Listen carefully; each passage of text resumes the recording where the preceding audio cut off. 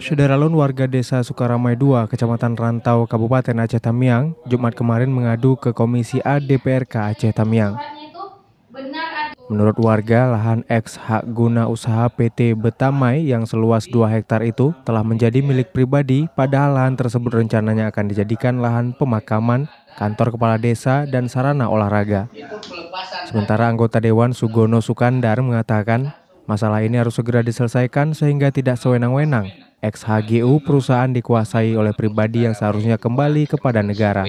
Mengadu ke DPR, yaitu permasalahan tanah eks-HGU PT Betami yang sudah dilepas telah diberikan atau dikuasai oleh oknum pribadi. Hasil pengaduan masyarakat kepada DPR, kami selaku wakil rakyat akan mempelajari dan akan berusaha untuk mencari jalan keluar, jalan yang terbaik untuk agar masalah itu kita selesaikan.